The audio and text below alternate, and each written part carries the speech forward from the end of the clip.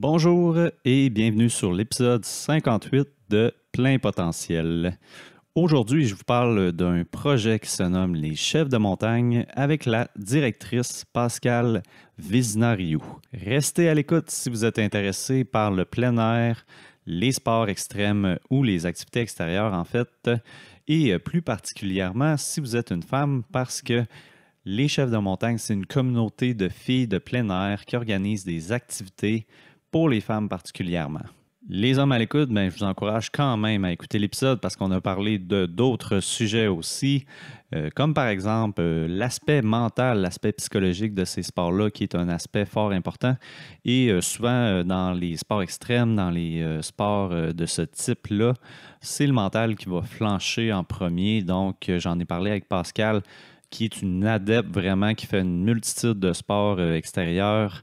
Et comment que elle là, elle gérait ça, comment que son mental, là, quand c'était plus difficile, qu'est-ce qu'elle faisait pour travailler ça. On a aussi parlé des bénéfices d'apprendre en groupe dans une communauté, en fait, et plus particulièrement d'apprendre auprès de femmes ou en fait de personnes qui te ressemblent. Et donc, comment que pour des filles, là, de se retrouver avec d'autres filles qui ont les mêmes intérêts que toi, quels sont les bénéfices associés à ça, pourquoi en fait là, c'est nécessaire, pourquoi c'est intéressant, pourquoi c'est utile. Évidemment, on a aussi abordé tout le parcours, toute la création de ce projet-là, comment que ça s'est passé, puis pourquoi que Pascal était intéressé par cette idée de projet et beaucoup d'autres sujets que vous allez découvrir durant l'épisode. Si vous aimez l'épisode, partagez-le ou encore évaluez-le sur votre plateforme de podcast de votre choix. Pour ceux qui le font, c'est super apprécié. Merci beaucoup. Si vous ne me connaissez pas, je suis Francis Lapointe, doctorant en psychologie et coach en psychologie du sport. Et donc, j'aide toute personne à optimiser son mental et ultimement à améliorer sa performance par un meilleur contrôle du mental. Mon approche se situe plus particulièrement sur la gestion des émotions, mais on peut travailler aussi plusieurs autres aspects, en fait, là, notamment la motivation, la gestion des pensées nuisibles, la gestion de la pression, comment établir une bonne routine pré-compétitive et beaucoup d'autres aspects reliés au mental. Pour avoir plus de détails, visitez mon site web francislapointe.ca ou mes réseaux sociaux que vous retrouverez dans la description de cet épisode. Alors, sans plus attendre, je vous laisse avec mon invité du jour, Pascale Vézina-Rioux, et bon épisode. On va commencer en parlant en fait des chefs de montagne. Peux-tu me parler un peu de comment est né ce beau projet-là? Oui. Donc, les chefs de montagne, c'est né de l'idée de Maryse Paquette, qui est en fait la fondatrice du mouvement. Euh, le but était de trouver ces filles qu'on ne voit pas sur le terrain. Donc, c'est parti du fait qu'on adore faire du plein air, puis qu'on se retrouvait souvent en minorité féminine. Puis on se disait, on n'est pas des athlètes olympiques, on n'est pas parti, comme on est physiquement en forme, mais pas de façon inhumaine. Où sont les filles qui ont ces capacités d'être plus loin dans les bois, puis de faire des sports un peu téméraires? Qu'est-ce qui fait qu'on les voit pas? Est-ce qu'il y a des barrières d'accessibilité? Est-ce qu'il y a quelque chose d'intimidant dans le fait de commencer ou de s'investir dans ces sports-là? Fait que ça, c'était le questionnement premier. Qui nous rejoignait, là, Maryse et moi. Puis l'idée est née pour Maryse parce que elle a fait quelques activités avec des femmes avant le projet. Puis la réponse était là à 100%. Les filles avaient le goût de se regrouper. Puis Maryse, elle pouvait voir tout de suite qu'il y avait comme un empowerment automatique, là. Les filles avaient le goût de salir, de prendre des risques, d'oser, tu sais. Fait que ça a comme boosté leur confiance en elles en quelques événements. Puis là, elle s'est dit, aïe, aïe, il faut que j'essaye ça dans tous les sports. Tu sais, je veux voir où sont ces femmes de tous les sports un peu plus mystérieux. Pas mystérieux, mais des sports téméraires qui demandent des outils, tu sais. Donc, associé un peu plus au sexe masculin depuis tous les temps. En fait, on associe un peu plus ça au sexe masculin. Fait que c'est ça. Je te laisse exactement. continuer, excuse, je t'ai coupé. Mais non, mais c'est ça, pour ne pas dire associé au sexe masculin. Donc on voulait les retrouver sur le terrain, puis clairement, elles étaient là, puis il leur manquait un petit push là, pour se rejoindre. Ouais. Puis c'est ça, en début, ce que tu disais, c'est, tu sais, oui, ces filles-là, il y en avait, mais souvent, ils se retrouvaient en minorité, tu sais, avec beaucoup d'hommes. Puis c'est quoi le problème là-dedans, en fait? Pourquoi tu dirais que que ça peut être nuisible ou que ça peut être peut-être négatif, là? Ah, c'est pas du tout un problème, en fait. Puis je suis la première à vraiment aimer pratiquer mon sport avec mes amis de gars.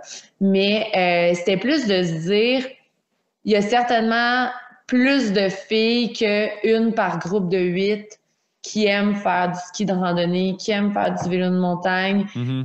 Puis là, ça a quand même changé là, depuis 6 ans, depuis nos débuts. Mais on se disait, est-ce qu'il y a quelque chose d'intimidant dans le fait de partir entre filles?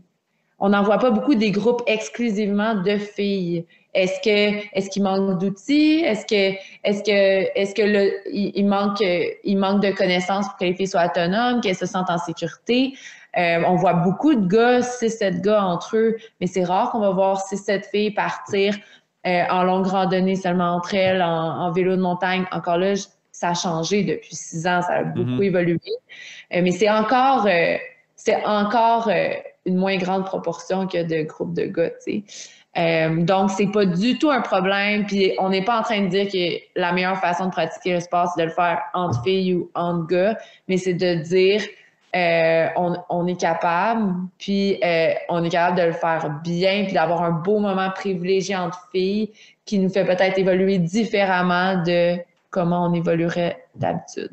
Ouais, puis aussi, il y a quand même une idée que quand tu vois pas quelqu'un qui te ressemble faire un sport, ben, t'es pas porté à le faire. Fait que j'imagine qu'il y a un effet aussi d'entraînement que plus les jeunes filles voient d'autres filles faire des sports comme ça, des sports extrêmes, tu sais, ça doit être tentant de l'essayer aussi, là. Comme tu disais tantôt aussi, ça donne confiance d'être entre filles. Fait que j'imagine qu'il y a cet effet-là aussi pour ceux qui vous voient, puis qui peut-être qui prennent conscience du projet, ben ça peut donner confiance à ces jeunes filles-là, en fait. Là.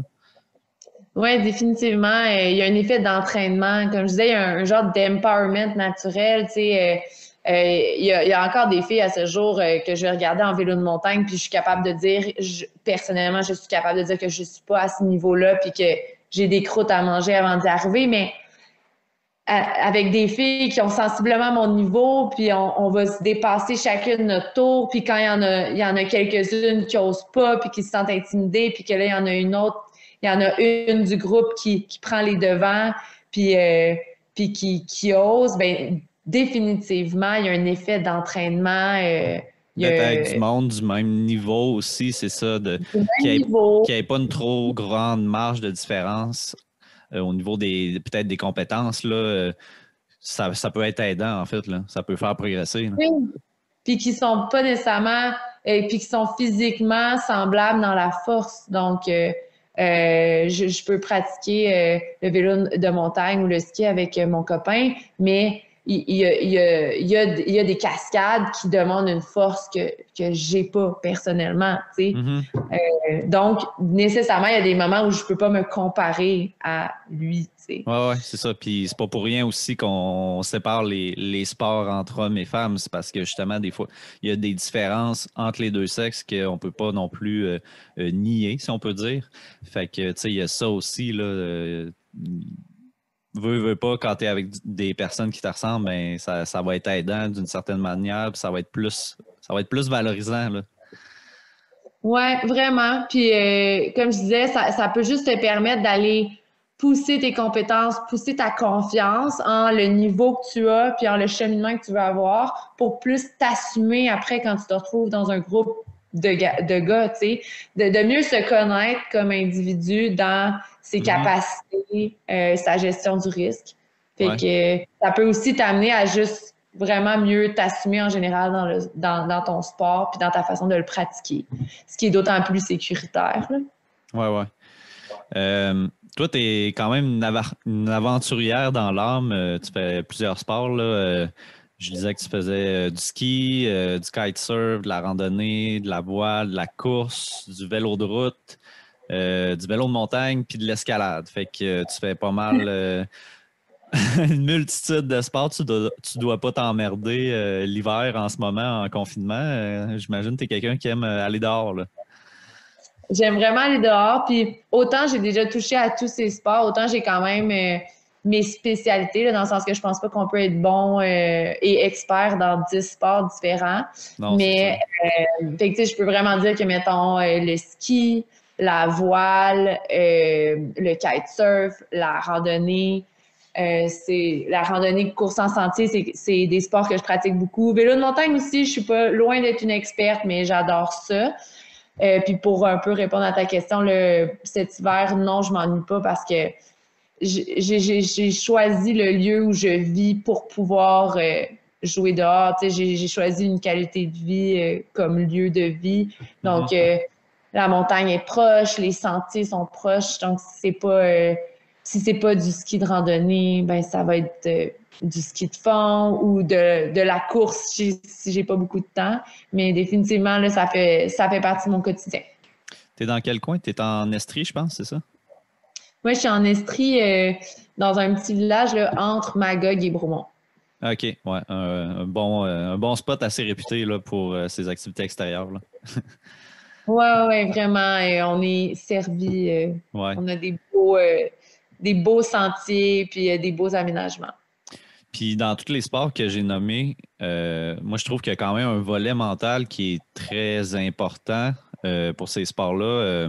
Est-ce que tu es quelqu'un qui avait déjà une bonne force mentale avant de commencer à pratiquer ces sports-là, ou est-ce qu'à l'inverse, c'est ces sports-là, le sport en général, qui t'a permis de développer ta force mentale?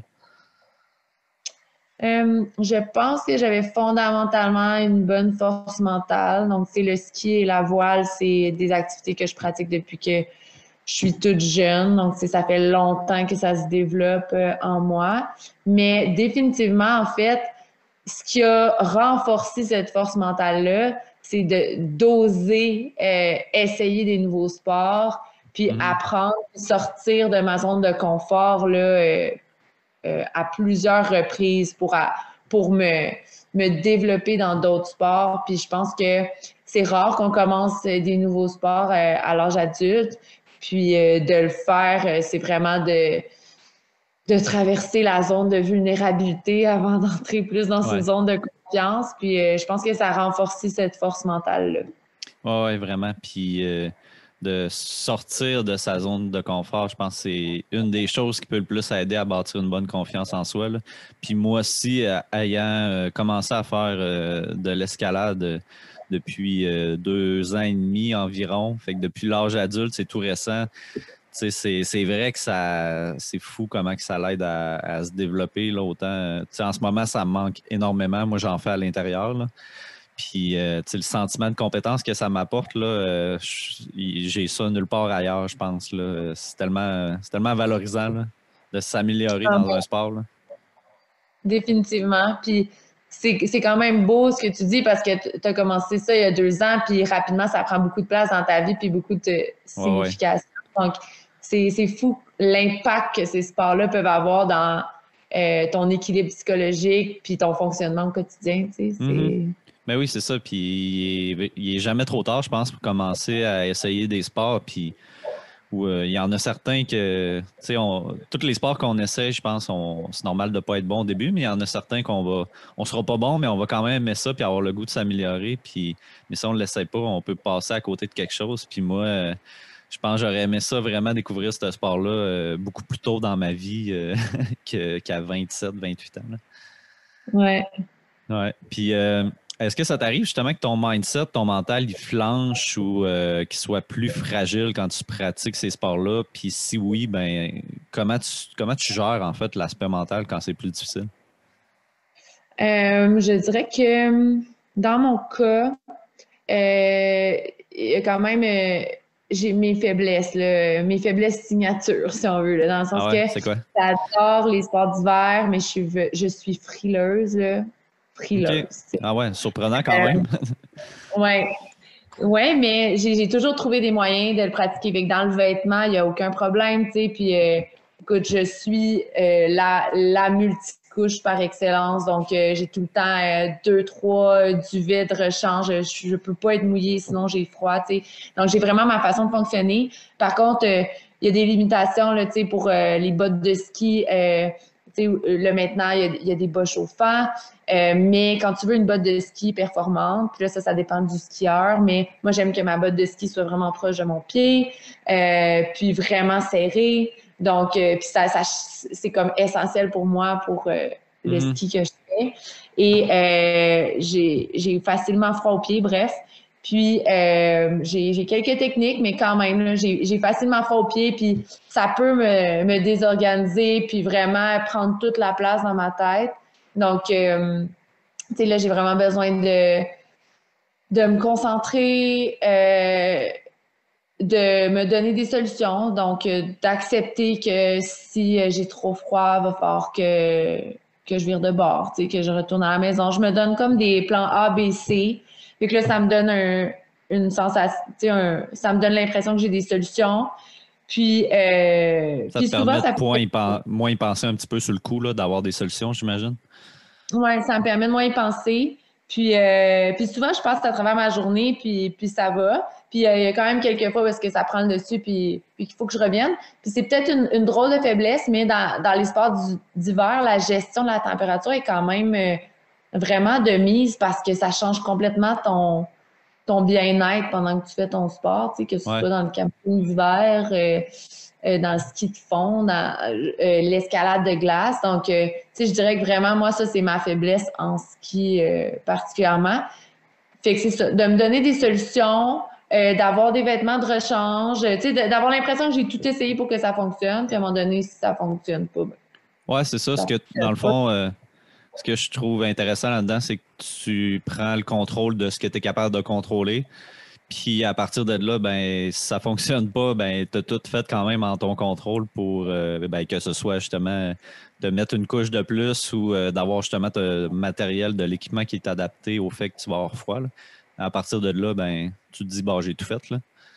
Ouais, Ben, c'est un peu ça définitivement. la difficulté, moi, je trouve, avec l'environnement, en fait. C'est un aspect qu'on contrôle pas. Fait que ça peut être difficile pour un athlète qui a beaucoup. En fait, je pense que chaque sportif aime ça avoir du contrôle sur le plus d'éléments possible. C'est ce qui fait que tu as une bonne performance quand tu contrôles le plus de choses possible.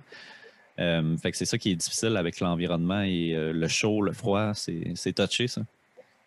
Ouais, même l'été, ne serait-ce que pour quand il fait chaud, d'avoir l'eau nécessaire, alors que pour certains sports comme la course en sentier, c'est limité. Donc, il faut vraiment que tu calcules ta distance, si tu as des points pour renouveler ta quantité d'eau, ou s'il faut que tu ajustes ta distance en fonction de la météo, puis Mhm. de la température qui annonce parce que tu n'as pas le choix, tu sais. Donc, effectivement, la météo, c'est vraiment en plein air, la météo, je veux dire, c'est le nerf de la guerre. Puis, on peut essayer de s'y adapter le mieux possible, mais ça nous réserve quand même souvent des surprises. Là. Fait qu'il faut souvent être préparé à avoir ce fameux plan B et C. Ouais, c'est ça. C'est à partir de là, en fait, que le mental commence à agir, puis que c'est là que le travail mental, en fait, commence à faire son effet, là. Oui, Euh, définitivement. j'ai fait une petite analyse là, de votre nom d'organisation, les chefs de montagne. Puis je suis allé regarder un peu c'est quoi une chef de montagne puis ses caractéristiques. Tu me diras si je suis dans le champ, mais chef de montagne, dans le fond, ça doit être en mesure de grimper pour fuir ses ennemis, ses prédateurs. Puis c'est aussi un animal qui peut se défendre là, avec ses cornes. Fait que est-ce que vous avez choisi ce nom-là pour favoriser l'autonomie des femmes, justement, d'être capable de fuir la chef de montagne, c'est comme ça qu'elle peut se défendre. Et aussi en fait la combativité puis la résilience des femmes avec qui vous faites vos événements. Donc, c'est-tu là d'où vient le nom ou je suis dans le champ? Non, t'es pas dans le champ. La chef de montagne était vraiment un emblème pour nous. Puis autant de manière caricaturale que par le descriptif que tu as utilisé, là, vraiment,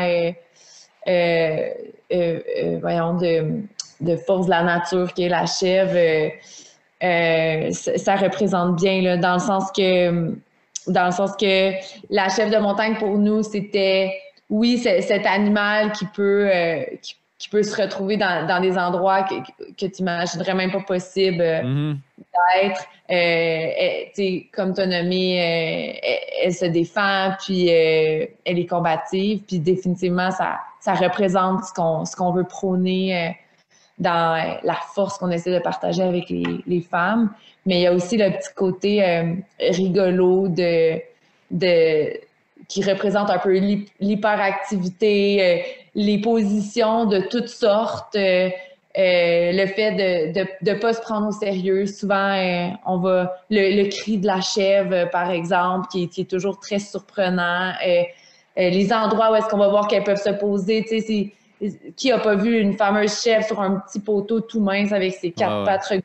C'était un peu de dire qu'on peut tout arriver à nos fins, puis on va tout le faire d'une façon différente, puis des fois, on va tomber, puis on va se retrouver dans des positions un peu ridicules avant d'y arriver, mais tous les chemins mènent à Rome. Il y a plein de façons de le faire, puis toutes les façons sont bonnes. L'important, c'est d'être capable de rire de soi-même puis d'avoir du plaisir en le faisant. Reste que le centre de notre mission, c'est le plaisir de pratiquer les sports de plein air. Mm-hmm. Ouais, c'est pas tant le souci de performance, là, c'est vraiment de se retrouver, puis en fait, c'est une communauté, là, c'est l'aspect de communauté, je pense, qui est au centre de ce que vous faites, là. Définitivement. Puis il y a une offre super grande et variée pour tout ce qui est sport de performance. Donc, nous, c'est vraiment d'être capable de mettre en valeur le moment présent, le fait d'être chanceux de pratiquer ce sport-là, tout le monde ensemble, à ce moment-là, puis d'être capable de profiter de notre environnement, d'un terrain de jeu privilégié qu'on a au Québec.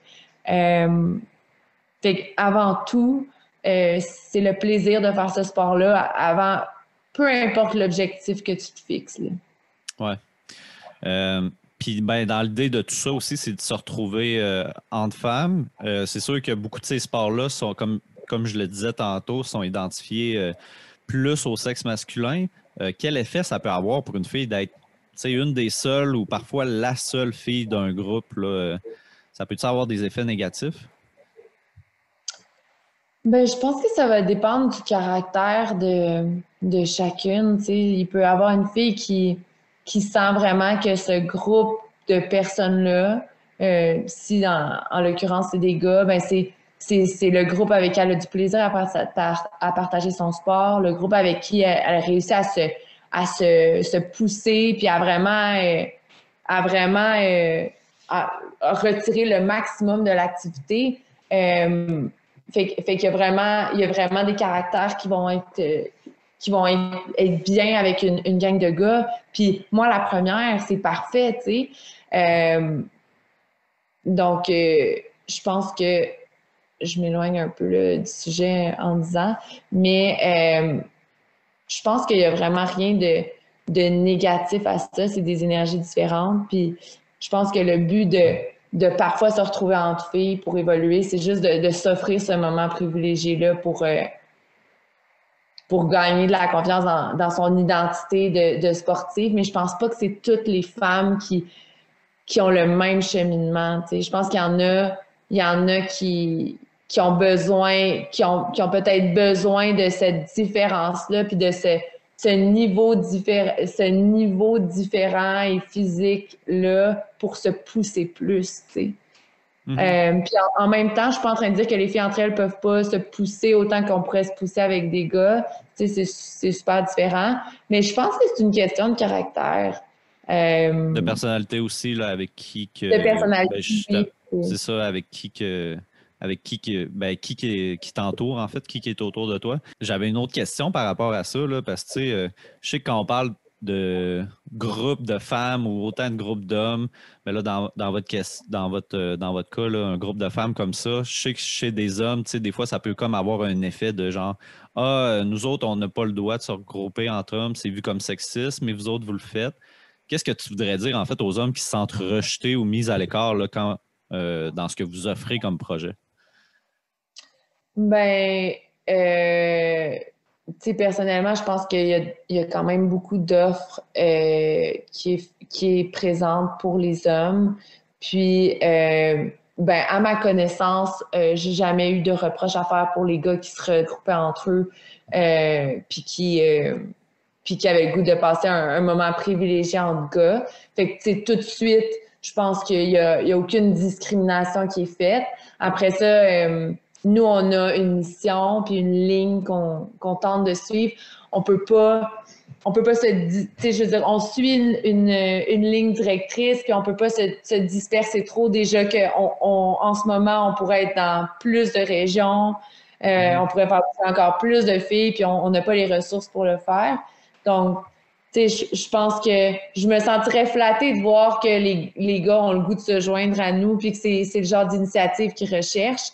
Puis ça me pousserait à me dire que peut-être que les sportifs ou les amateurs de plein air recherchent plus d'initiatives basées sur le plaisir. Il y a tellement déjà d'offres dans le monde de la performance.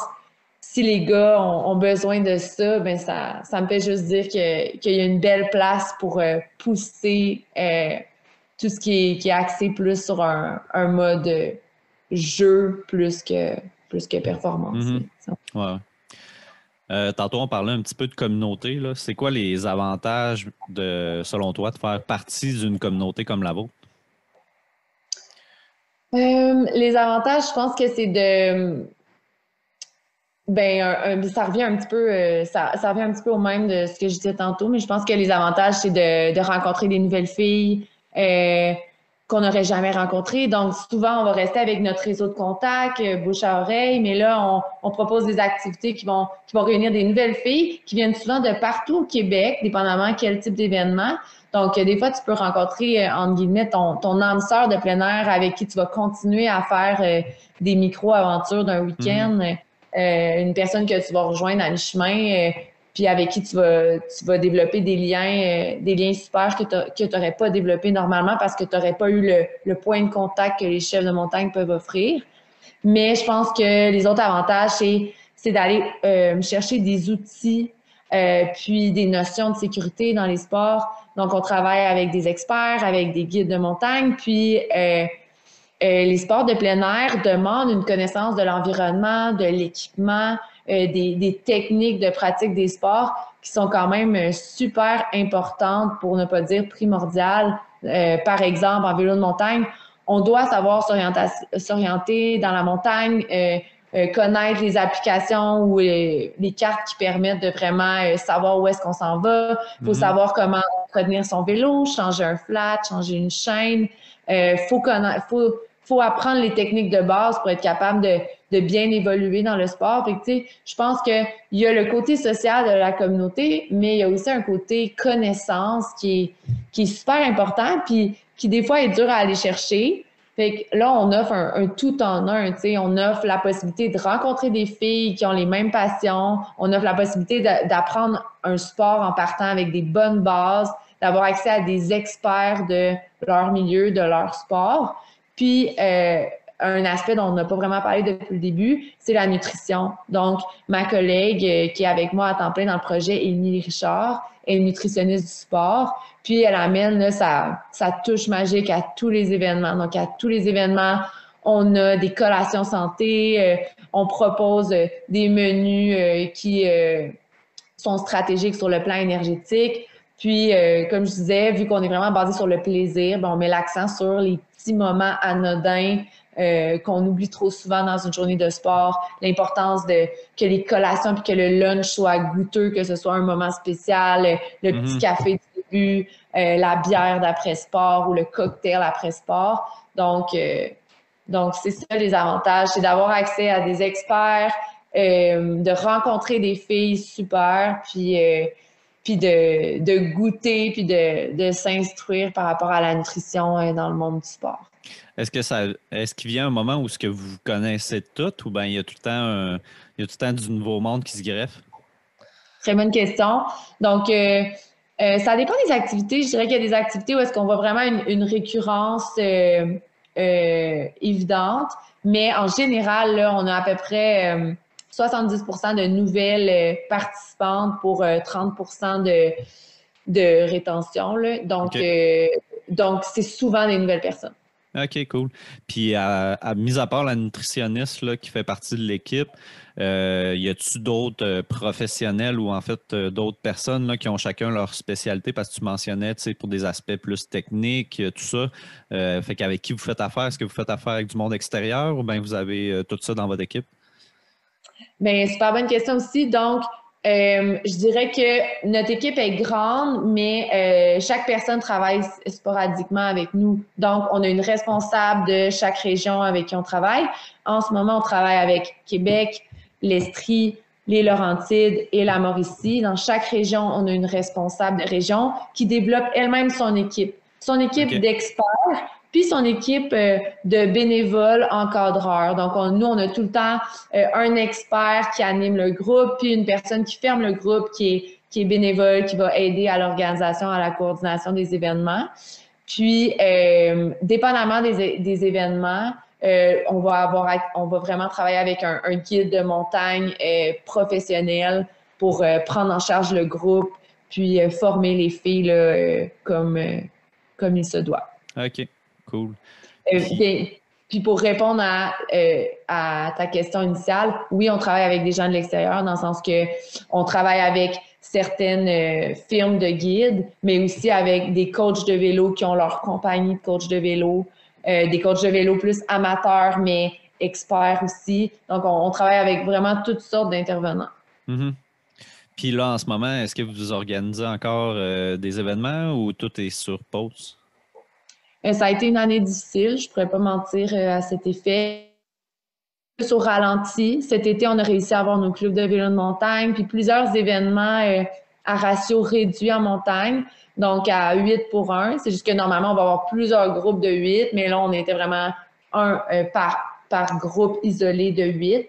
Puis cet hiver, ben là, ça a été mort là, jusqu'à tout récemment. Et là, on est en ratio de 4 pour 1 jusqu'au 26 février pour ensuite revenir au ratio de 8 pour 1 jusqu'à ce que ça change. OK. Qu'est-ce qu'il y a comme événement qui s'en vient en ce moment d'annoncer? Donc, on a des initiations au ski de randonnée qui s'en viennent. Une dans les Laurentides ce samedi le 20 février, puis une en Mauricie samedi le 27 février.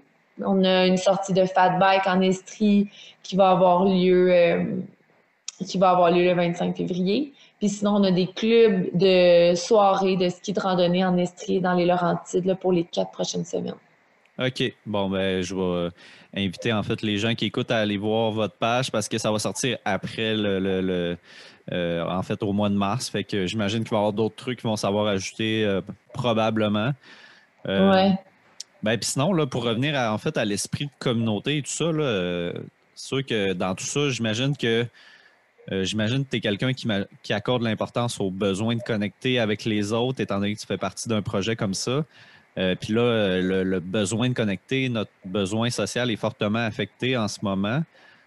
Pour toi, personnellement, tu sais, qui accorde une importance à ça, comment ça va? Quel impact tu as ressenti, en fait, de ne pas avoir autant cet esprit de communauté-là? Puis quel impact tu as vu aussi chez les personnes de ton équipe? Là? Ben c'est sûr que je sens que ça nous manque vraiment beaucoup. Donc, ne soit-ce que pour nous en Estrie, on est vraiment une belle gang d'une dizaine de filles qui se réservent toujours un week-end ou deux ou quelques soirées dans l'hiver pour se faire des soirées entre nous, des week-ends entre nous. Donc, juste ça, c'est quelque chose qui clairement nous manque.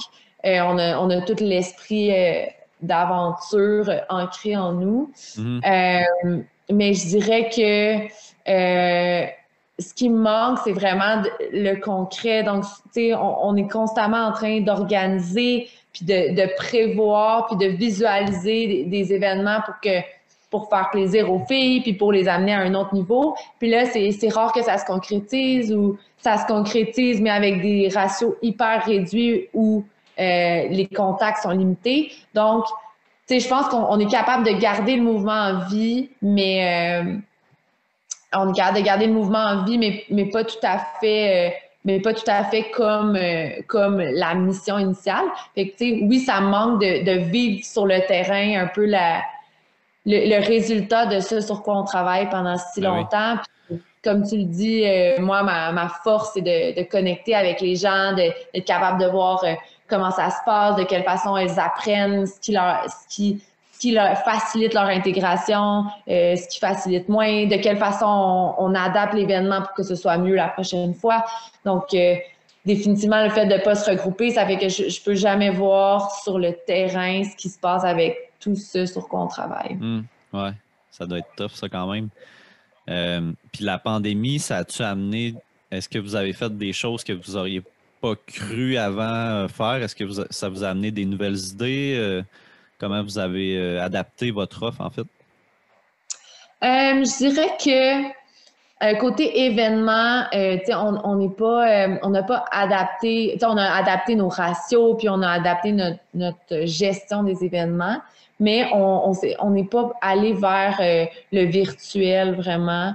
Donc, Ouais, ben ça aurait été dur. ben, ça aurait un peu changé l'essence de ce qu'on fait. Fait que Ouais. ça a fait en sorte qu'on a été plus présente sur les réseaux sociaux, qu'on a vraiment fait un bel échange d'articles blog avec toutes les ambassadrices des chefs avec qui on travaille, qui ont des expériences dans plein de sports, puis qui ont beaucoup à partager. Donc ça a été vraiment un bel échange. Ça a fait aussi qu'on a échangé de l'information par rapport à des organismes qui nous inspirent, des vidéos qu'on trouvait pertinentes à présenter à notre communauté. Fait que, je crois qu'il y a eu un bel échange à ce niveau-là.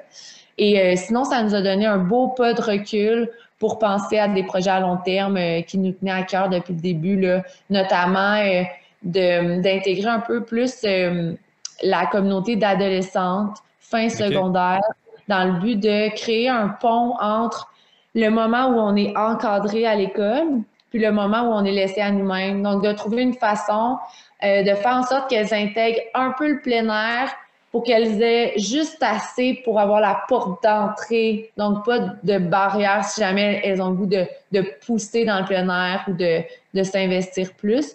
Donc, on trouve qu'il n'y a pas de passage facilitant là, entre pour développer l'intérêt vers le plein air. Donc, si tu n'as pas le réseau pour le faire, ça devient difficile d'accès à un certain âge là, entre le secondaire puis l'âge adulte. Là. Ouais. Fait que L'adulte étant l'âge, mettons, après cégep, université, là, tu sais, je dirais, dans ces eaux. Fait que chez la communauté peut-être un petit peu plus vieille, là, vous essayez peut-être un peu plus d'aller développer l'autonomie, mais chez les plus jeunes, là, c'est vraiment plus, on veut plus montrer juste c'est quoi, puis développer un intérêt, dans le fond, initié à certains sports, si je comprends bien. Oui, mais au-delà de l'initiation au sport, je pense qu'on veut que notre passion soit contagieuse. On veut piquer la curiosité des filles, on veut leur donner le goût d'aller plus loin, fait que ce qu'on veut, c'est créer un moment magique qui va les intriguer puis qui va les marquer pour qu'elles aient le goût de continuer à explorer ça. Mais qu'on est au-delà, je pense, de l'initiation à un sport en particulier, on va vraiment miser sur l'expérience en plein air. C'est ça. Pour qu'elles vivent une sensation forte, tu sais. Ouais, c'est ça. C'est dans tout ce que vous faites, en fait, le souci de l'expérience est vraiment central, là. Puis d'ailleurs, en me préparant un peu là, pour notre discussion aujourd'hui, là, je suis tombé sur un ou deux blogs des filles qui ont participé à vos événements puis qui ont partagé leur expérience. Puis c'était super intéressant de voir là, comment que ça se passe, puis tous les bienfaits que ça leur a fait. Là, puis tu vois vraiment que c'est pas tant le fait d'avoir fait tel nombre de kilomètres ou d'avoir réussi à performer quelque chose. Là, c'est vraiment plus ils parlent beaucoup plus de comment que le matin, ils se réveillent puis ils font leur petit yoga ensemble. Puis le soir, on se retrouve toute la gang autour d'une bière. Puis c'est vraiment la journée du début à la fin, c'est pas seulement l'événement sportif, là. Non, c'est ça. C'est tous les détails de la journée parce que pour nous, c'est ça qui fait de ta journée de plein air un beau souvenir. C'est les transitions entre chaque moment. Donc, c'est vraiment de faire de chaque moment un petit moment spécial pour maximiser le plaisir, là. Puis ça prend-tu, faut-il arriver à ces événements-là avec certaines, disons, certaines caractéristiques pour passer un bon moment? Est-ce que ça prend une certaine attitude? Je pense qu'il faut vraiment une ouverture d'esprit parce que ça reste que on s'en vient pratiquer un sport en groupe. Nécessairement, les filles vont être 7, 8, 10 dans un groupe avec des filles différentes, donc qui ont pas les mêmes capacités physiques exactement. Évidemment, on essaie de regrouper les filles selon leur force et les aptitudes qu'elles nous décrivent dans les questionnaires. Mais ça reste qu'on pratique un sport. On pratique pas un sport en solitaire, on le pratique en groupe. Puis là, on est vraiment dans une façon différente de pratiquer le sport. Donc, le but, c'est oui, c'est ça. Le but, c'est de se pousser entre nous puis de s'adapter au niveau du groupe. Puis il faut définitivement arriver avec une ouverture d'esprit puis être prêt à partager puis à vivre le moment présent. Il ne faut pas avoir d'objectifs fixes Okay. autre que d'apprendre je veux dire, c'est vraiment pas un moment pour performer. C'est un moment pour apprendre au rythme du groupe avec lequel on va apprendre. Mm-hmm. Puis, en terminant, là, ce serait quel bienfait, toi, tu as pu remarquer, mettons, d'une fin de semaine d'événement? C'est quoi que tu as pu remarquer au plan psychologique, physique, mental, là, le fait de passer une fin de semaine là, avec les chefs de montagne? Là? Pour moi, personnellement?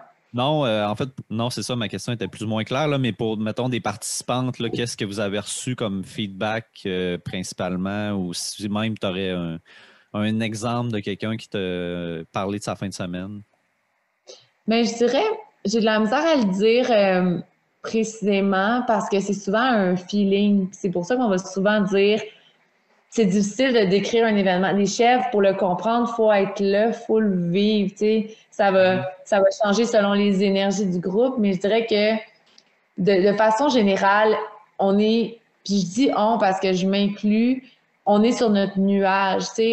On finit le week-end, c'est comme si ça va avoir l'air un peu quétaine, ce que je veux dire, mais c'est comme si tout est possible.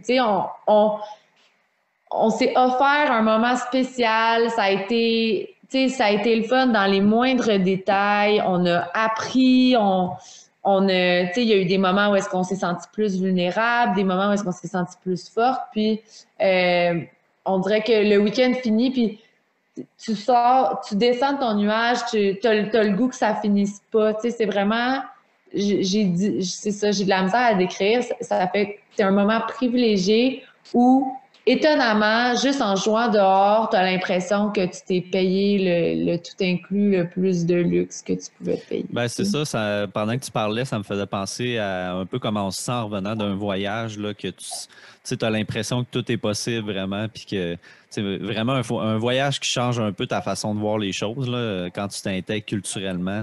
Souvent, moi, j'ai un ami qui m'avait dit ça, qui était revenu de Thaïlande, puis on dirait que ça avait vraiment changé comment il voyait toute la vie. C'est peut-être un petit peu intense, là, mais puis le mot que tu disais là, au début, empowerment, je pense que c'est un mot qui résume bien ce que tu essaies d'expliquer. Là, ouais, c'est ça. Définitivement, il y a un empowerment fort. Puis je trouvais ça intéressant, ta métaphore. C'est un peu un voyage d'un week-end où tu t'imprègnes des énergies de toutes les filles que tu as rencontrées. Puis ça, c'est fort, tu sais, c'est 10, 15 énergies différentes, des expériences de vie différentes, des partages. C'est rare dans la vie que tu as la chance de vivre ça. Fait que définitivement, ça donne une grande confiance, un grand empowerment, un week-end comme ça. Mm-hmm. Mais ouais, donc c'est pas mal de terminer. Là, si je regarde mes questions, ça a fait le tour de ce que je voulais parler. Fait que je suis content là, d'avoir parlé de votre beau projet. En terminant, où on peut vous retrouver là, pour les gens qui voudraient vous suivre?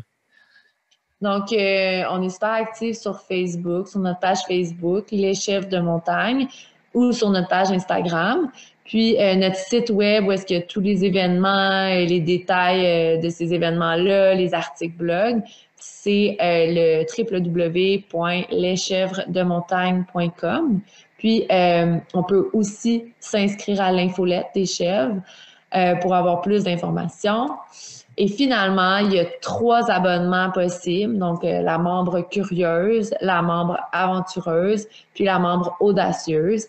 Puis, ces 3 memberships-là, ces 3 abonnements-là donnent des avantages différents. Donc, c'est super intéressant d'aller. C'est-tu tous des abonnements annuels, ça? Ça fonctionne comment? Ce sont des abonnements annuels, mais qui ne donnent pas accès aux activités directement. Mais par exemple, membre curieuse, 10 te donne accès aux inscriptions aux événements. Donc, tout le monde doit être minimalement membre curieuse pour s'inscrire. Okay. Puis après ça, membre aventureuse et audacieuse ont des rabais sur les événements, des infolettes exclusives.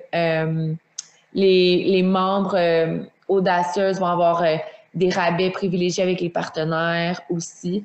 Donc, il y a des beaux avantages à avoir. OK, cool. Ben merci. Merci d'avoir accepté l'invitation. C'était cool. Ça me fait plaisir. Merci à toi.